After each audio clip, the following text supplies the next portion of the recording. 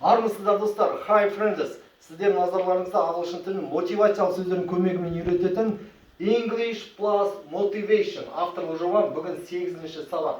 Сонымен бүгінгі нақыл сөз ағылшынша when you believe in yourself, you believe in possibilities. Авторы Джо Диспенза. Джо Диспенза ол қазір көзі тірі америкалық ғалым, әлемдегі ең мықты нейробиологтардың бірі. Енді қазақша мағынасы, сіз өзіңізге сенгенде, сіз мүмкіндіктерге сенесіз.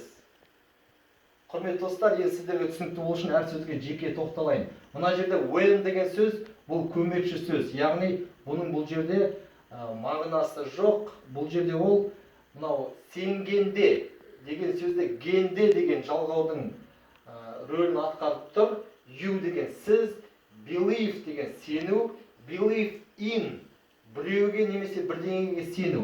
Yourself өзіңіз, you сіз, believe сену, believe in біреуге бірдеңеге сену. Possibilities көпше түрде мүмкіндіктер деген сөз. Possibilities мүмкіндіктер. Енді құрметті достар, осы бейне жазбаны алғаш рет көріп тұрған адамдар болса, өзімді толық таныстыра кетейін. Мен мынау ағылшынша тіл сындыру кітабының авторымын. Бұл ағылшын тілін қазақ тілі арқылы қысқа мерзімде өте оңай, түсінікті, қарапайым әдіс-тәсілдермен үйрететін кітап. Өз бетімен үйренуге бағыттайды. Бағасы бар болған 3500 теңге. Бұл кітапқа мына жерде тұрған телефон арқылы тапсырыс бере аласыздар. Сонымен құрметті достар, бүгінгі бейне сабақтың нақыл сөзін тағы бір қайталайық.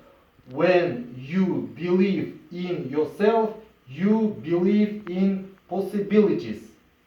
Сіз өзіңізге сенгенде, сіз мүмкіндіктерге сенесіз.